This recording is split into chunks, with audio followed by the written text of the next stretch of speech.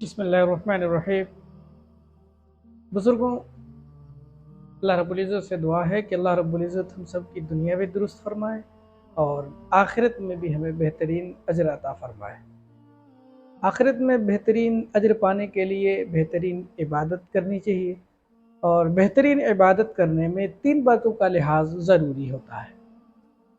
اگر ان کی رعایت رکھیں گے تو انشاءاللہ تھوڑے وقت میں بہت زیادہ ثواب آپ حاصل کر لیں گے۔ پہلا یہ کہ عبادت کس جگہ کرنی چاہیے،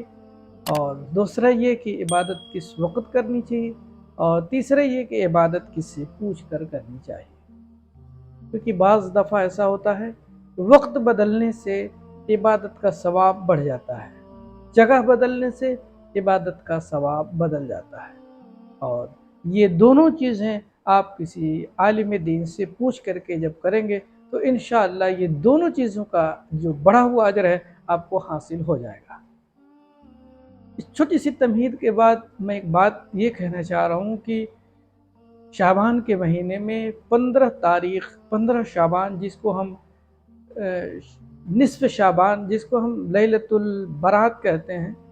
اور شب برات کہتے ہیں، وہ رات ایسی رات ہے کہ جس میں بندہ اگر عبادت کرے تو اس کو ثواب یا اس کا بدل جو ہے زیادہ کر کے مل جاتا ہے۔ حضرت محمد رسول اللہ صلی اللہ علیہ وسلم نے اس بات کی تعلیم فرمائی ہے، قوموا لیلہا وصوموا نہارہا، کہ اس کے رات کے اندر آدمی قیام کرے اور دن کا روزہ رکھے۔ یہ دونوں عبادت، رات کا قیام اور دن کا روزہ، یہ دونوں نفل چیز ہے، لیکن اس کا ثواب بڑھا ہوا ہے۔ حضرت محمد رسول اللہ صلی اللہ علیہ وسلم نے ارشاد فرمایا ہے کہ اس رات میں اللہ رب العزت بنو کلب کے بکریوں کے بال کے برابر اللہ اپنے گنہگار بندوں کی بخشش فرماتے ہیں۔ تو یہ رات بخشش کا ہے، یہ رات گناہوں کی معافی کرانے کا ہے، لیکن یہ مغفرت والی رات اور گناہوں کے بخشش والی رات میں بھی کچھ ایسے لوگ ہیں، کچھ ایسے بد نصیب ہیں جن کی مغفرت نہیں ہوتی ہے۔ پہلا مشرک، اور دوسرا وہ مسلمان جو کسی مسلمان کے لیے اپنے دل میں بغض رکھے، کینہ رکھے۔ اس کے بعد شراب کا عادی ہے، ازار ٹخنوں سے نیچے رکھنے والا ہے، اب چاہے ازار ہو، پیجامہ ہو، شلوار ہو، یا جو کچھ بھی پہنا ہو وہ ٹخنے سے نیچے رکھنے والا ہے، تو اللہ اس کی اس مغفرت والی رات میں بھی اس کی مغفرت نہیں فرمائے گے۔ ایسے ہی ناحق قتل کرنے والا ہے یا قطع تعلق کرنے والا ہے جو دنیا کی بنیاد پر ہو، ایسے ہی والدین کا نافرمان ہے، زانی ہے، یہ چند وہ لوگ ہیں جو حدیث مبارکہ کے اندر آئی ہے اور جن کی وضاحت ہے کہ ایسے لوگوں کی مغفرت نہیں فرمائی جائے گی۔ یہ رات جس میں اللہ کے نبی صلی اللہ علیہ وسلم نے عبادت کا حکم فرمایا ہے اور جس میں اللہ اپنی خصوصی عنایت اور رحمت نازل فرماتے ہیں، اس رات میں عبادت کر کے ہمیں اللہ کا قرب حاصل کرنا چاہیے اور اپنی گناہوں کی بخشش کرانی چاہیے اور اللہ سے دعا کرنی چاہیے۔ اللہ رب العزت کے نبی حضرت محمد رسول اللہ صلی اللہ علیہ وسلم نے ارشاد فرمایا ہے کہ اس رات میں اللہ رب العزت آسمانی دنیا پر نازل ہوتے ہیں اور اپنا نزول فرماتے ہیں، اور یہ اعلان کرایا جاتا ہے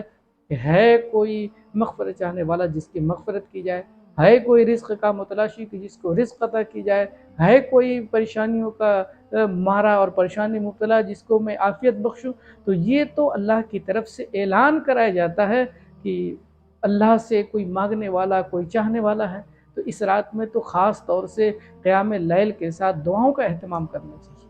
یعنی نوافل پڑھنا چاہیے، قرآن کریم کی تلاوت کرنی چاہیے، ذکر و اذکار میں مشغول رہنا چاہیے، خاص طور سے تیسرے کلمے کا ورد کرنا چاہیے اور ذکر کرنا چاہیے کہ اس کی بڑی فضیلت آئی ہے تیسرے کلمے کی، درود شریف پڑھنا چاہیے اور دعا کا اہتمام کرتے رہنے چاہیے کہ اللہ کی طرف سے خود ندا لگائی جاتی ہے، آواز دی جاتی ہے، کوئی مانگنے والا ہے، کوئی چاہنے والا ہے، کوئی بخشش کا طلبگار ہے، کوئی پریشان حال ہے جس کی پریشانی کو دور کی جائے، گناہوں کو بخشش کی جائے، تو اس رات میں اللہ سے دعاؤں کا اہتمام کرنا چاہیے اور دعائیں مانگنی چاہیے۔ لیکن دعا میں بھی کچھ لوگ ایسے ہیں کہ جن کو دعائیں رد کر دی جاتی ہیں۔ پہلا یہ شخص کہ جس کا کھانا پینا پہننا جو حرام ہوتا ہے، جس کی پرورش ہی حرام غذا سے ہوئی ہو، اللہ اس بندے کی اس رات کے اندر اور اس مغفرت والی رات کے اندر، قبولیت والی رات کے اندر اس کی دعائیں قبول نہیں ہوتی ہیں۔ اور ایک اور شخص جس کی دعا رد کر دی جاتی ہے جو غافل دل سے اللہ سے توبہ کرتا ہے۔ اللہ کے نبی صلی اللہ علیہ وسلم نے تعلیم دی ہے کہ تم اپنی دعاؤں کے قبول ہونے کے یقین کے ساتھ اللہ سے دعا کرو، اللہ تمہاری دعائیں قبول کرے گا۔ اور تیسرا، میں نے پہلے بھی بتایا ہے کہ وہ شخص جو امر بالمعروف اور نہی عن المنکر کے فریضے کو چھوڑ دینے والا ہے، یعنی نیکی کا حکم نہیں کرتا، گناہوں سے اور بری باتوں سے لوگوں کو روکتا نہیں ہے، تو اس امر کے، اس فرائض کے چھوڑ دینے کی وجہ سے اللہ اس کی دعائیں قبول نہیں فرماتا ہے۔ تو آئیے اللہ سے دعا کریں، اللہ کے سامنے اپنے جو گناہ ہوئے ہیں، چاہے کسی کا دل میں بغض رکھا ہو، شراب کی عادت ہو، یا قطع تعلق کرنے والے ہوں، ماں باپ کے نافرمان ہوں، یا زنا کے عادی ہوں، یا زنا کے گناہ میں مبتلا ہوں، ہر ایک گناہ سے اپنے اللہ سے توبہ کر لیں اور اپنی توبہ کے ذریعے اللہ کا مقرب بندہ بن جائیں۔ اللہ رب العزت سے دعا ہے کہ اللہ رب العزت ہم سب کے ہر دن اور ہر رات شریعت کے حساب سے گزارنے کی توفیق نصیب فرمائے۔ وما علینا الا البلاغ۔